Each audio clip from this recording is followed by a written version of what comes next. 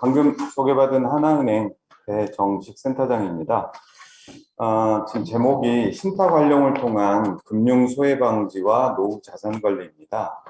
다소 낯선 신탁 제도인데요. 이 신탁 제도가 어떻게 우리 금융 소외를 방지하고 노후 생활을 안전하게 관리할 수 있을지 제도에 대한 기본 이해와 사례를 중심으로 설명을 좀 드리도록 하겠습니다. 네, 우리가 이제 먼저 금융 소외라는 게 여러 가지가 있겠습니다만 우리가 살아가는 동안 내가 가지고 있는 크든 작든 간에 내 가지고 있는 금전 혹은 재산, 다양한 재산들이 나를 위해서 쓰여지지 못하는 그런 상황이 되거나 제3자에 의해서 그런 재산 활용이 막아지는 그런 것들로 정의를 해보고 제가 시작을 해보겠습니다. 뭐 인생을 살아가면서 여러 가지가 이슈가 있습니다. 이벤트들이 삶의 이벤트들이 있죠. 뭐 그런데 자산 형성을 하는 젊은층, 그다음에 퇴직 이후의 그 시기들, 그다음에 시니어층들 이렇게 이제 나누어질 수 있을 것 같습니다. 그러니까 이에 상응하는 어떤 재산적 관리 부분을 제가 이제 세대 통합 관리라는 측면으로 설명을 좀 하고자 합니다. 지금 이제 재산을 관리하고 보호하고 금융적인 조치들을 취해야 되는 관리해 나가야 하는 그런 이제 그 모습들은 단순히 나 혼자만의 문제가 아니라 부모의 문제, 그다음에 자녀의 문제, 더 고령화가 심해지면 그 다음의 세대까지 3세대 혹은 4세대의 문제를 같이 아울러서 고민을 해야 될 것 같습니다. 예를 들어서 50대, 60대다. 그럼 나의 퇴직과 뭐 다음 서드 에이지를 준비하는 것도 중요하지만 80대 이상의 부모님들의 치매나 그다음에 후견, 그다음에 상속의 문제, 자녀의 뭐 결혼과 교육 뭐 이런 문제들을 한꺼번에 재산적 문제에서 경제적 측면에서 관리를 해야 된다 이렇게 생각이 듭니다. 네, 연령대별로 이제 그 관리해야 되는 그런 이제 삶의 궤적을 여정을 뭐 표시를 해봤습니다. 뭐 방금 말씀드린 것처럼 자산 형성, 퇴직 전후에 그 나이를 먹어가면서 우리가 해야 될 여러 가지 문제들이 금방 이해할 수 있을 것 같습니다. 자, 그런데 이제 특히 시니어 고령층들이 가지고 있는 고민들이 있습니다. 특히 경제적 측면에서 여러 가지가 있죠. 근데 금융뿐만 아니라 이제 부동산, 가지고 있는 부동산의 문제, 보험적인 문제, 뭐 이런 것들도 있을 거고요. 또 신상에 관해서는 가족과의 관계, 그 다음에 치매, 뭐 이런 문제들이 있을 겁니다. 이제 이런 그 경제적 고민은 이제 향후에 재산을 잘 늘리는 것만, 투자하는 것만이 현명한 방법이겠느냐. 그것보다는 오히려 안전하게 지키고 관리하는 그런 전략도 이제 생각을 해야 될 때가 된 것 같습니다. 뭐 판단 능력이 저하됐을 때 치매에 대해서 대비한다든지 아까도 다른 분들 말씀해 주신 것처럼 뭐 금융 범죄에 노출되지 않도록 한도 관리를 한다든지 이런 것들을 포함해서 나의 노후를 안전하게 이제 원하는 대로 설계할 수 있는 종합적인 상속에 대한 문제 이런 것들이 전부 다 경제적인 고민의 이야기들이 아닌가 싶습니다. 자, 그런데 이제 신탁이라는 이 낯선 제도가 방금 앞서 이제 연구위원님도 말씀해 주신 것처럼 뭐 주택연금에도 신탁 방식이 도입이 됐는데 이 신탁이라는 게 과연 어떤 거고 또 경제적 소외 방지를 위해서 어떻게 쓰일 수 있고 또 우리가 고령자들의 후견 문제에 관련해서 신탁이 어떻게 활용될 수 있는지 제가 사례 위주로 설명을 좀 올리고자 합니다. 신탁 제도는 여러분들은 어떻게 이해를 하고 계십니까? 어떤 분들은 뭐 신탁하면 뭐 신탁 통치가 생각이 난다 이런 분들도 계십니다. 기분이 일단은 좀 안 좋고 이게 돈이 많은 사람들의 문제 아니냐 이제 이렇게 생각을 하시는 분들도 계십니다. 현재 그 인식은 뭐 어쩔 수 없는 거고요. 그러나 이제 신탁 제도는 원래 이제 십자군 전쟁 때부터 전쟁에 나가는 성인 남자가 내가 가지고 있는 재산을 내 아들이 내가 전쟁에서 살아 돌아오지 못하면 넘겨주어라 라고 이제 믿을 만한 친구나 교회에 맡겨 놓았던 그런 제도에서부터 시작이 됐고요.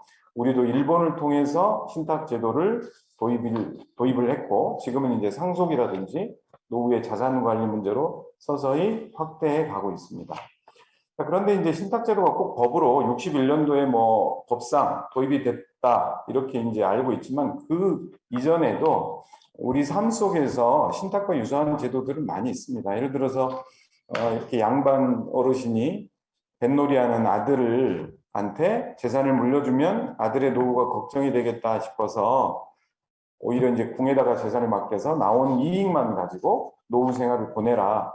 뭐 이제 이런 제도들도 일종의 투탁제도 같은 경우도 신탁제도고요. 자녀들에게 재산을 증여해주면서 안전하게 관리하기를 바라는 현재의 부모들의 모습과 그렇게 다르지 않다. 이런 생각이 듭니다. 자, 그런데 신탁이 우리 생활 속에서 앞으로 점점점 확대되면서 재산의 관리, 그 다음에 이제 여러 가지 금융적, 경제적 측면에서의 안전장치로 활용할 수 있는 가장 큰 특징을 하나 꼽으라. 그러면은 신탁 재산의 독립성입니다. 무슨 말씀이냐면, 이제 재산을 맡기는 분을 이제 위탁자라고 하는데, 내가 가지고 있는 금전이든 뭐 부동산이든 어떤 재산이든 좋습니다. 이걸 이제 신탁이라는데 옮겨 놓으면 그렇게 설정된 가상의 재단과 같은 혹은 법인과 같은 그런 신탁은 다른 모든 사람으로부터 파산 금지, 뭐 강제 집행을 당하지 않거나 안전하게 보호할 수 있는 그런 특징들이 있습니다. 신탁 재산에 옮겨지면 그 재산은 위탁자의 재산도 아니고 수탁자, 재산을 관리하고 있는 수탁자의 파산으로부터도 완전히 절연이 되는 그런 특징이 있어서 내 재산을 안전하게 유지할 수 있는 것이고, 이 신탁 제도가 금융에 있어서 소외되는 사람들, 그 다음에 재산을 안전하게 지켜야만 하는 분들에게 굉장히 유용한 제도로 확대돼 갈 수 있을 것입니다. 그런데 이제 신탁을 우리가 선택해야 하는, 뭐 영미뿐만 아니라 일본에서도 초고령 사회에서 신탁을 많이 활용하는 이유들이 있습니다. 자, 여기서 보시면은요, 우리는 이제 금융하면 금전만을 생각하기가 쉽습니다.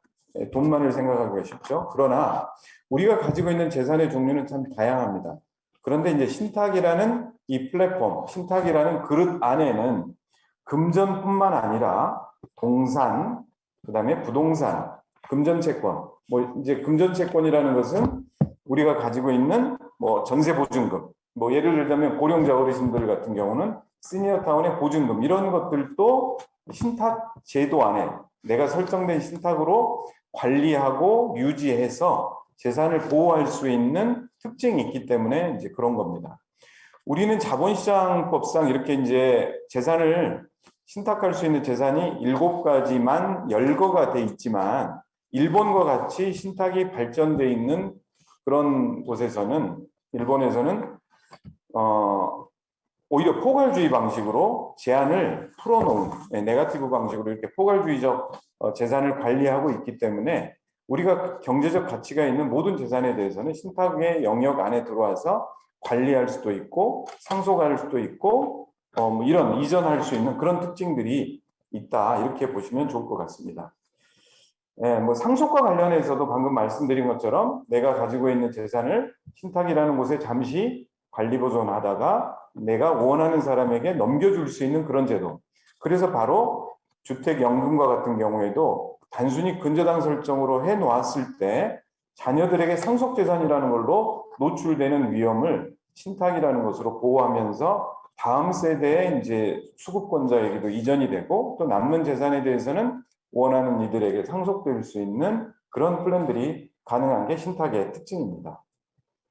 신탁은 여러 가지 특징들이 있지만요, 뭐 간단하게만 말씀을 드리자면, 일반 유언과 비교해서 설명하자면, 유언장은 내가 사망하면 누구에게 줘라라는 양자 간의 관계인 반면에, 내가 사망하면 자녀에게 주고, 일반적인 경우는 내가 사망하면 우리 배우자에게 주고, 배우자가 다 쓰고 남는 돈이 있다면 그 다음에 자녀들에게 넘겨주어라, 이런 특징이 있습니다. 이게 바로 이제 주택연금에도 연속적인 상속 설계로 자산 관리와 이제 결합이 될 수 있기 때문에, 그 주택연금에 생존하는 배우자의 그 수급권을 보장하면서 이전할 수 있는 그런 이제 특징이 되는 것입니다.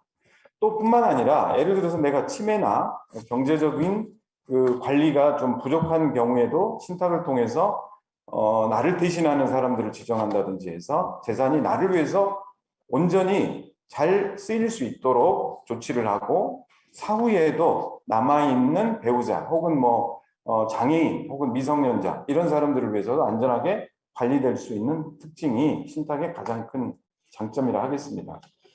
여러 가지 예들이 있습니다만은 뭐 이런 경우입니다. 김고민 할아버지 예를 간단하게 하나만 좀 들어보자면 본인이 자녀들 중에 먼저 사망한 경우에도 아까 말씀드린 것처럼 배우자에게 그 사망한 자녀의 배우자에게 주되 배우자의 상속권을 유지하되 뭐 재혼하거나 뭐 사망하면 다음 세대인 손자 손녀에게도 안전하게 이전이 되고 또 손자 손녀가 일정한 나이가 될 때까지 관리할 수 있는 그런 제도. 그게 바로 이제 신탁의 특징이기 때문에 초고령 사회로 이전하고 있는 우리 사회에서 결국 다음 세대의 안전한 금융적 예방 조치를 할 수 있는 중요한 도구가 되지 않을까 싶습니다. 또 뭐 해외 자녀에 있는 뭐 부모들 그런 분들도 결국 누군가의 신뢰성을 통해서 재산을 관리하고 유지할 수 있는 이런 특징들도 있다 하겠습니다. 그리고 요즘에 이제 부각이 되고 있는 그 금융 방지, 재산적인 이제 소외 방지를 할 수 있는 중요한 그 대상들이 있습니다. 특히 이제 1인 가구와 치매를 대비하는 재산 관리가 그 예라 할 수 있을 거고요. 특히 이제 고령의 1인 가구나 비혼 뭐 이런 이제의 경우에는 내가 원하는 삶을 살아갈 수 있을 때 안전책으로 재산을 관리할 수 있는 도구로 작용이 될 수 있을 것 같습니다. 네, 그리고 이제 뭐 절세라든지 이런 부분들도 예시적으로 가능하게 되겠습니다. 그리고 이제 신탁 상속 부분을 신탁이 활용될 수 있는 부분을 제가 이제 말씀드린 부분을 예를 좀 정리를 해보자면요. 가장 기본적인 게 내 재산을 수탁자에게 맡겨서 누구에게 주겠다. 이게 이제 기본적인 특징입니다. 그 다음에 많이 활용될 수 있는 게 노후에 내가 금융기관에 가서 내 돈을 마음대로 관리할 수 없는 어떤 신체적, 정신적 결함이 있을 것을 대비해서 지급정보 대리인이라든지 믿을 만한 사람, 뭐 후견인이 꼭 아닌다 하더라도 가족 중에 누군가를 지정해 놓으면 그분이 나를 위해서 생활비, 요양비, 간병비 이런 것들을 활용할 수 있도록 구조를 짤 수가 있습니다. 그리고 이제 우리가 후견제도에서 신격호 회장님 때문에 이제 이런 사례를 많이 알게 됐는데요. 후견인을 지정하더라도 친족이나 제3자를 후견인으로 지정하더라도 신상에 대한 부분은 그 후견인이 나를 위해서 관리를 지원을 해주고 재산에 대한 부분은 그 후견인도 어떤 시험에 들지 않도록 안전하게 신탁을 통해서 관리함으로써 그 양자를 분리함으로써 좀 더 균형 있는 재산 관리를 할 수 있고 금융 소외에서 방지할 수 있는 그런 이제 플랜들도 신탁을 통해서 구현해 가고 있습니다. 이제 뭐 상속과 관련된 부분이 아니기 때문에 이제 간단하게 이제 제가 조금 말씀만 드리면 이제 최근에 주요한 이슈 중에 하나가 내 마음대로 내 재산을 관리하다가 넘겨줄 수 있는 하나의 중요한 판례가 나왔습니다. 뭐냐면 신탁을 하게 되면 1년이 경과되면 소위 이제 상속 분쟁의 원인이 될 수 있는 유류분 제도에서 제외될 수 있다라는 그런 이제 1심 판결이었고요. 이 1심 판결 이후에 많은 이제 그 논란이 있었습니다. 이게 2심이 가면 뭐 결국 유류분 제도를 엎을 수는 없을 거다 뭐 이랬었는데요. 2심에서 이제 법리적 판단을 나온 건 아니지만 이 내용이 그대로 이제 기각되지 않고 인정이 돼서 자 1심과 2심에 이제 확정이 된 상태로 신탁 재산을 노후에 대한 관리뿐만 아니라 내가 원하는 대로 상속할 수 있는 또 하나의 방법으로 좀 길이 열렸다. 이런 이제 신탁에 대한 말씀을 먼저 드리고요. 이런 특징을 가지고 있는 신탁이 과연 이제 경제적 소외 방지에서 어떻게 활용될 수 있느냐. 제가 사례로 조금 설명을 드리면요. 신탁을 이제 치매가 있는 그 어르신께 처음으로 적용했던 게 저희가 2012년도입니다. 2010년도부터 소위 이제 유언 대용 신탁, 그다음에 노후 관리 신탁 이런 것들이 우리 이제 금융기관에서 런칭이 최초로 됐었는데요. 2012년도에 치매 초기가 오신 분이 본인의 노후 자금, 아파트를 판 돈을 본인의 생활비라든지 비용을 쓸 수 있도록 신탁을 하는 계기가 처음에 됐습니다. 이제 첫 계기가 되다 보니까 자녀분들 중에 사업을 하시는 분이 부모가 가지고 있는 돈에 대해서 인출을 시도했던 그런 이제 사례인데 결국 이제 결국 노후에 대한 생활을 안전하게 보장을 하기 위해서는 이 돈이 안전하게 지켜져야 됐고 두 자녀분들과 협의를 통해서 어머님이 치매이지만 의사 선생님의 소견이나 확인을 받아서 신탁 계약을 하고, 아까도 말씀드린 것처럼 이분의 이제 병원비, 생활비, 뭐 간병비 이런 것들을 금융에서 일일이 관리하면서 자녀분들 중에 지급청구 대리 역할을 하고 이제 돈을 관리하는 그런 프로세스가 됐습니다. 이분은 이제 몇 회 뒤에 유고가 발생했고요. 본인이 정해놓은 대로 자녀들에게 저희가 이제 분배까지 해드렸던 그런 이제 절차였습니다. 신탁이라는 게 노후에 대한 관리, 그리고 이제 내가 원하는 대로 지급할 수 있는 그런 케이스들입니다. 자, 이제 뭐 동일한 형태의 이제 치매인데요. 앞서 진행됐던 것보다는 조금 더 중증인 상태에서 진행이 됐습니다. 물론 이 경우에도 내가 인지 능력이 있다라는 이제 의사 선생님의 소견서는 반드시 받았고요. 여기에도 좀 특성이 있는 게 뭐냐면, 내가 지금은 그래도 조금 인지 능력이 있지만 나중에 혹시 다른 사람들의 사기나 강박에 의해서 내가 계약을 해지할까 두려워서 모든 딸들의 동의를 받아서 이 계약을 유지시켜라. 그래야만 해지를 할 수 있다. 이런 이제 어떤 별도의 특성들을 이 특약들까지 부여를 해서 재산을 관리를 할 수 있습니다. 그리고 여기서 보시는 것처럼 나를 위해서 일을 해주는 지급청구 대리인이 또 나보다 먼저 사망했다. 이런 것까지 대비해서 2차, 3차 이런 것들에 대한 리스크도 신탁에서 관리를 하고 있습니다. 네, 이분도 이제 특히 이제 아까 말씀드린 이제 1인 가구였는데요. 고령의 1인 가구고 자녀가 없는 상태. 이런 분들이 결국 계속 늘어나고 있습니다. 1인 가구가 뭐 지난번에 저기 박수홍 씨 같은 경우도 이제 좀 사례가 됐습니다만, 결국 상속 관계가 1인이 되면 부모님도 사망하시고 자녀가 없는 상태면 상속 관계가 이제 형제 자매가 되고 조카가 대습 상속인이 되는 경우가 많습니다. 그러면 상속인이 금방 10명이 넘어가고 이 조카들도 대습 상속인으로서 나의 돈을 잘 지켜주는 것이 아니라 굉장히 의미 없이 내 돈이 이렇게 그 민법상 정해진 뜻대로만 분배가 되면 결국 가치 없이 쓰여질 가능성이 있겠죠. 그래서 이분 같은 경우도 주변에 요양원에 있는 그 원장님을 통해서 본인이 사후에 기부할 수 있는 플랜, 그리고 노후에는 안전하게 본인의 노후 생활을 보낼 수 있는 그런 이제 플랜을 짰고요. 본인이 이제 은행에 나올 수는 없었죠. 그렇지만은 이제 요양 원장님이 지급청구 대리인으로서 역할을 충분히 하고, 저희가 이제 그런 그 자금 관리에 대한 일종의 단순히 지급 청구자가 아니라 관리자, 이런 역할을 하면서 이분의 노후를 이제 보장을 해드렸고요. 나중에는 서울대학교에 기부를 해서 이분의 뜻이 후학들에게 이제 길러지는 그런 역할도 진행이 되고 있습니다. 특히 이제 경제적 소외가 예상될 수 있는 게 우리 사회에서 이제 발달 장애인입니다. 그 발달 장애인의 부모들이 결국 내 자녀보다 하루만 더 살고 싶다. 이런 이제 뜻이 지켜질 수 있는 그런 그런 게 바로 이제 신탁이고요. 신탁을 통해서 이분들의 자금이 직장을 다니더라도 일반적인 경제적 활동에서 얻어지는 그 뭐 1,000만 원, 2,000만 원 이렇게 모아지는 그 자금도 신탁에서 잘 관리함으로써 이분들의 어떤 필요한 자금으로 쓰일 수 있도록 그렇게 관리가 가능합니다.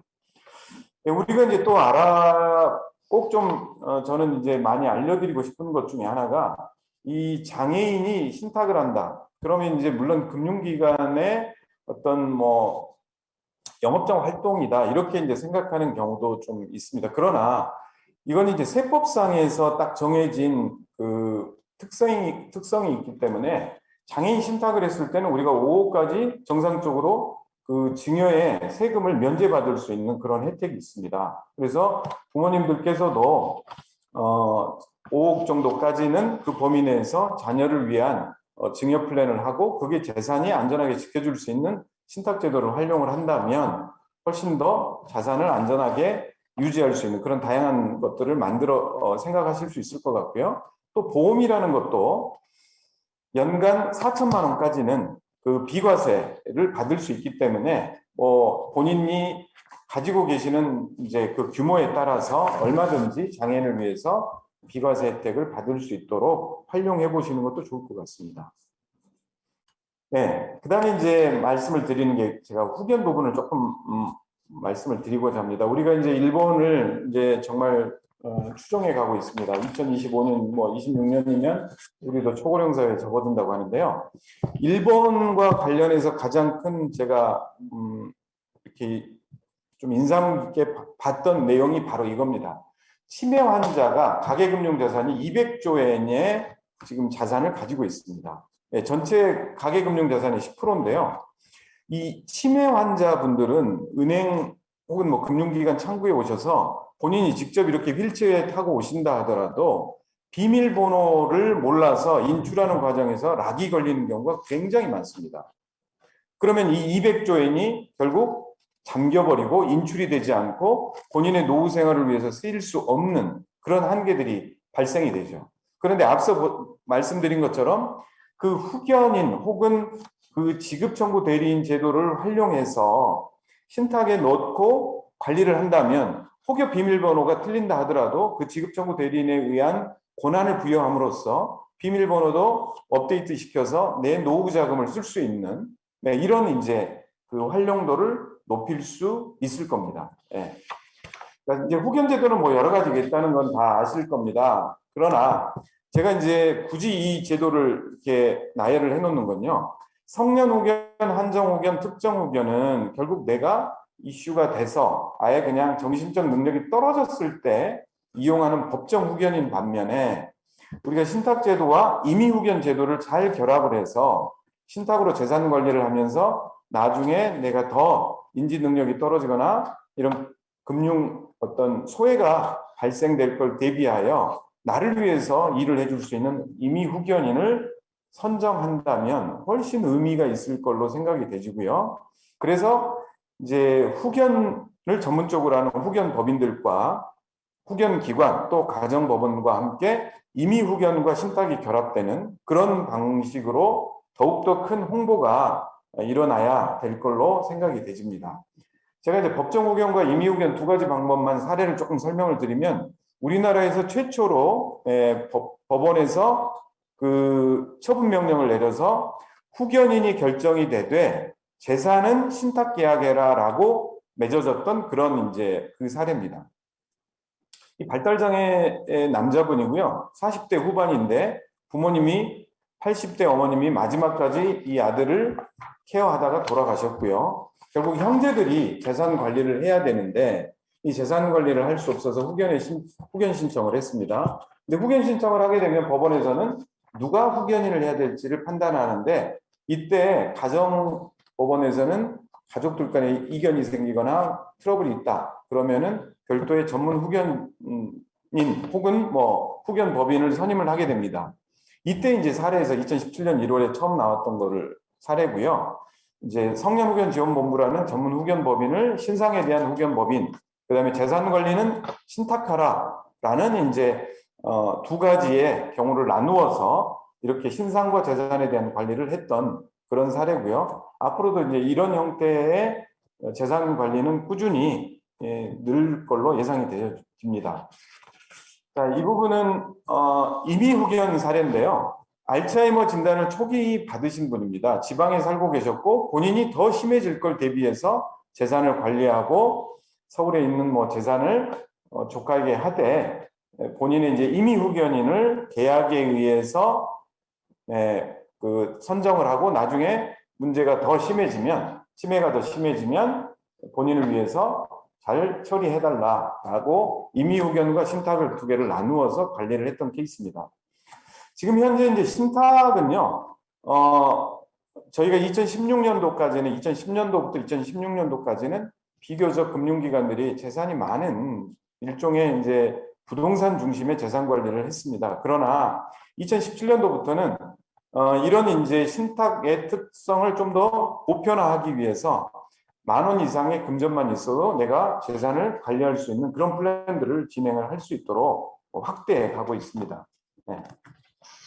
네, 부동산뿐만 아니라 아까 말씀드린 것처럼 그 금전 내가 100만 원 혹은 1,000만 원 이런 돈이 있다 하더라도 신탁을 통해서 지급청구 대리인을 정해놓고 내 생활비를 인출할 수 있도록 하고요. 그 다음에 뭐 한도를 정해서 100만 원 이상이면은 미국 정부 대리인의 동의를 받아라. 이런 이제 플랜들도 군전에 대해서도 가능하게 구성을 하고 있습니다. 자, 우리가 이제 이렇게 시니어 인구들이 계속 늘어납니다. 이런 통계는 더 잘 알고 계실 텐데요. 앞으로 이런 이제 고령자들, 그 다음에 시니어 인구들이 계속 늘어나면 오히려 이제 65세 이상의 인구보다는 75세 이상의 고령자들이 일본처럼 더 늘어날 거고, 그들에 대한 재산 관리, 그 다음에 안전한 노후 생활, 이런 것들에 대한 니즈는 점점 늘어날 걸로 생각이 됩니다. 그래서 이제 마지막으로 여러 가지 이제 제안이 있지만 저는 우리가 이제 치매 국가 책임제 이런 것들을 정부에서도 표방을 하고 있는데요. 결국에는 이제 돈의 문제입니다. 예산의 문제인데 저는 이제 이런 신탁 제도를 좀 더 보편화시켜서 널리 알림으로써 스스로 신탁을 했을 때 어느 정도의 세제 혜택이 부여된다면 많은 사람들이 신탁을 할 거고 결국 정부에서도 치매 국가 책임제로 인한 각 국민들의 지원에 대한 부담을, 재정적 부담을 좀 줄여갈 수 있지 않을까 이렇게 생각이 들면서 일정 부분의 ISA처럼 한다든지 일정 부분의 어떤 세제 혜택 부분들은 충분히 부여할 수 있지 않을까. 제가 이제 설명드린 부분은 여기까지입니다. 감사합니다.